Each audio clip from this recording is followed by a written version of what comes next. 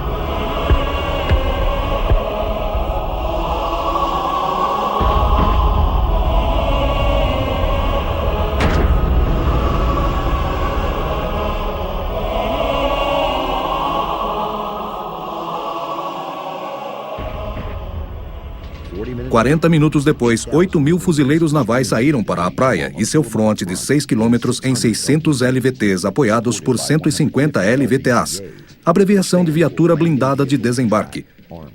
Os LVTAs operavam como tanques leves. As embarcações de desembarque maiores, como os LCIs e até os LCVPs, não poderiam ser usados para desembarcar as primeiras frotas de fuzileiros navais, pois seu casco impedia a travessia por cima dos recifes que cercavam a ilha.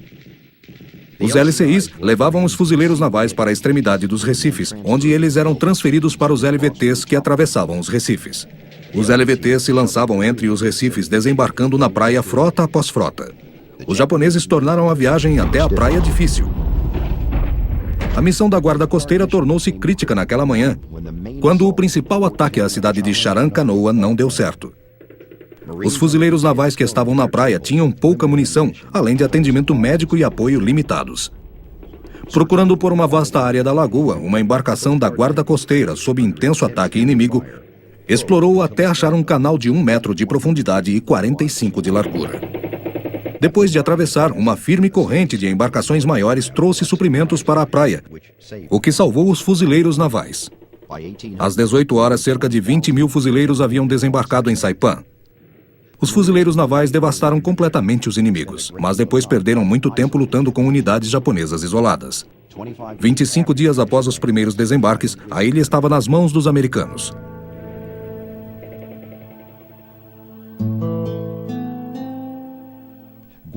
Guam era a maior e a mais importante das Ilhas Mariana.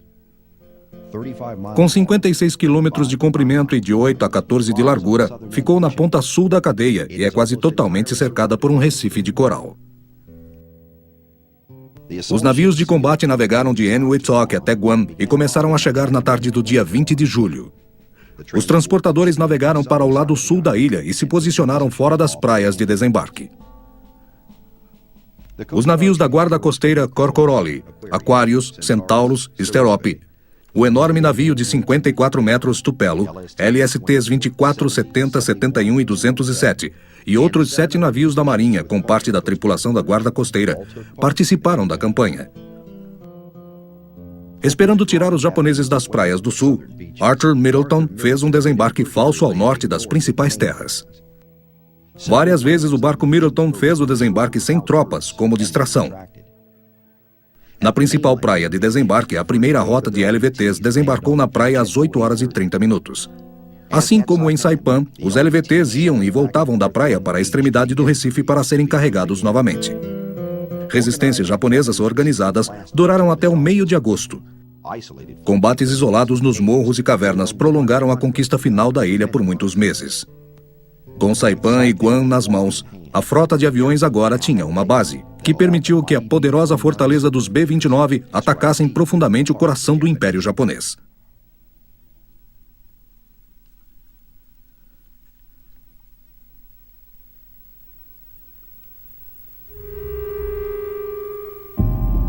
Quarto ato.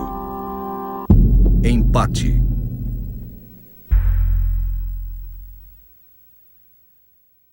A conquista das Ilhas Marianas e da Nova Guiné assegurou a chegada às Filipinas, exceto por 2 grupos de ilhas. Peleliu era vista como uma ameaça em potencial contra a invasão do general Douglas MacArthur às Filipinas. Seu campo de aviação não permitia que aviões japoneses atacassem desembarques americanos e navios de apoio.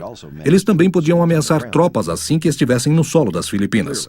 Claramente, da perspectiva de MacArthur, 11.000 homens de guarnição tinham que ser eliminados antes que suas forças fossem em direção ao seu alvo.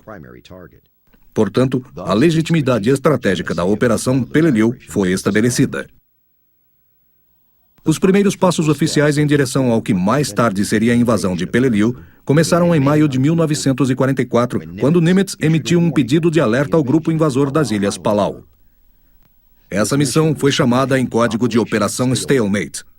O dia da invasão estava marcado para 8 de setembro de 1944.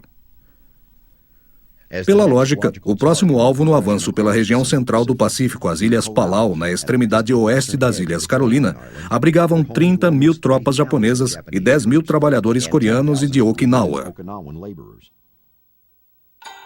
A 14ª Divisão Japonesa, que continha o volume de tropas das Ilhas Palau, ficava em Koror.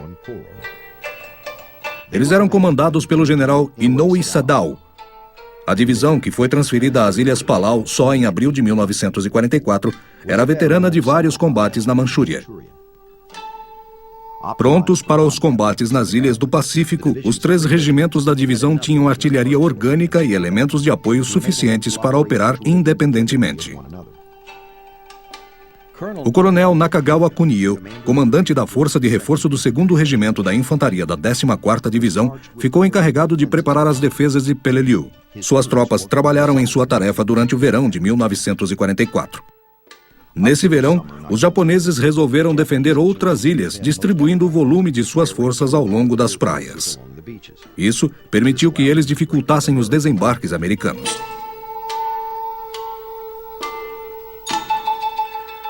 Por manter a consagrada doutrina de favorecer o ataque em vez da defesa, os japoneses prepararam as defesas de maneira a passar para a ofensiva o mais rápido possível, já que a oportunidade havia surgido. A metodologia global de defesa encontrada pelos americanos no final de 1944 foi caracterizada por fortes, mas superficiais defesas da costa. Tropas inimigas que poderiam infiltrar-se através das linhas quando possível, e comandantes inimigos que poderiam ocasionalmente realizar ataques frontais nos padrões americanos. A doutrina anfíbia americana foi refinada após um ano de combate duro, começando por Tarawa e alcançando a eficiência de uma fábrica de óleo no final de 1944. Alvos de bases terrestres eram destruídos por bombardeios navais que duravam dias. Bombardeios feitos por aviões decolando de porta-aviões aconteciam imediatamente antes dos desembarques. As tropas eram desembarcadas em sucessivas frotas, aglomerando-se nas praias até ter força suficiente para uma invasão. As superficiais defesas japonesas, embora rápidas e com energia, sempre eram vencidas. As tropas americanas então avançavam e capturavam a ilha. O dogma da mente ofensiva pareceu ter anulado o bom senso. As táticas japonesas, no entanto, passavam por uma transformação significativa, uma mudança ainda desconhecida para os americanos.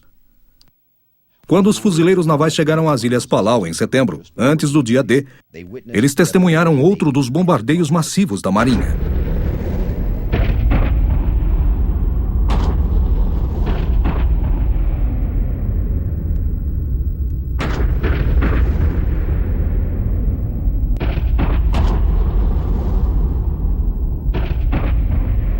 A pequena Peleliu, descrita por fotógrafos aéreos analistas como sendo na maior parte baixa e chata e possuindo 9 km², foi bombardeada por antigos encouraçados e cruzadores.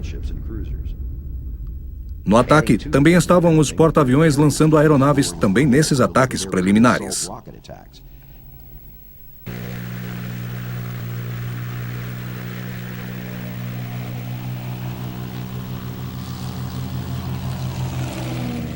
Finalmente, a ilha foi atingida por foguetes lançados de navios de desembarque que estavam perto da praia.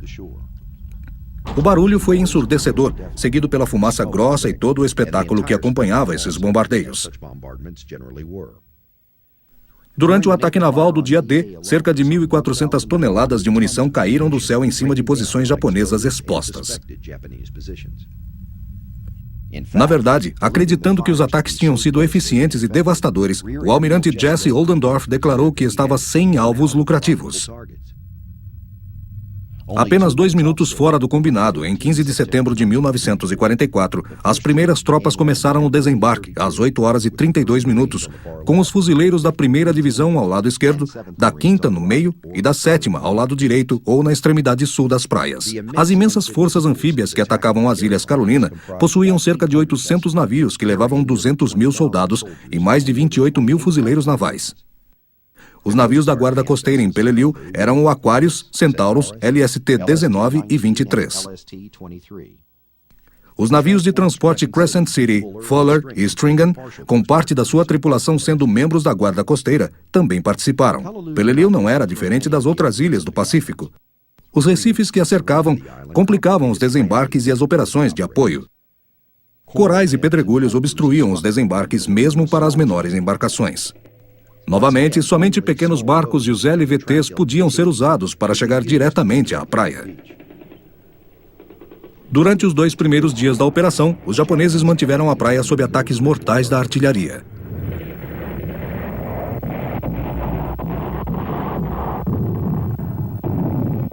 Isso, no entanto, não parou a chegada de suprimentos até a praia. Os LCTs providenciaram o apoio necessário para sustentar a ofensiva. Em 26 de setembro, os americanos haviam cercado o inimigo, mas o combate não terminou até o meio de outubro.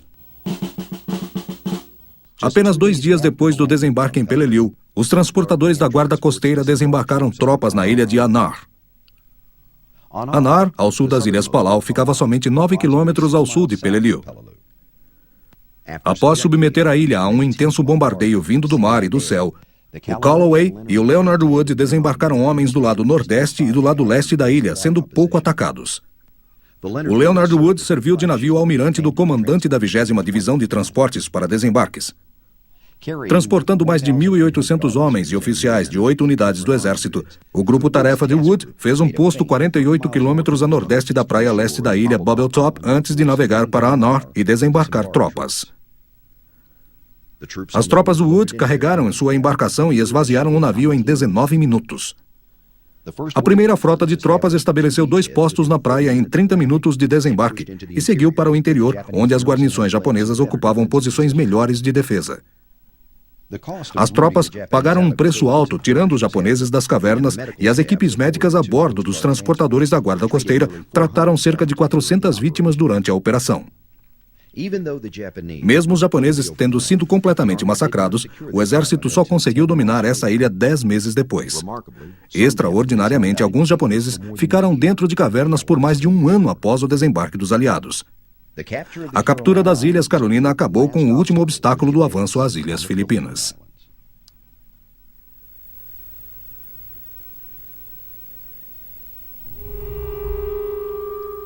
Quinto ato.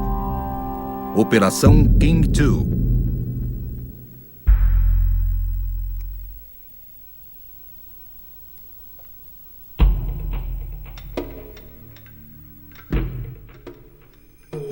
A Guarda Costeira teve um papel significante na invasão das Filipinas. Os cutters e os transportadores da Guarda Costeira participaram de quase todas as ações anfíbias nas Ilhas Filipinas. Eles sofreram com os ataques kamikazes junto com o resto da frota.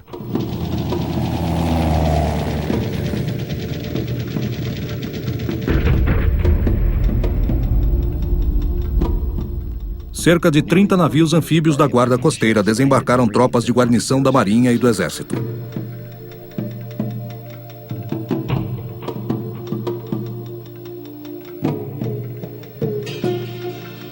Sob o codinome King II, a operação contava com 738 navios e uma força de desembarque de mais de 193.000 tropas.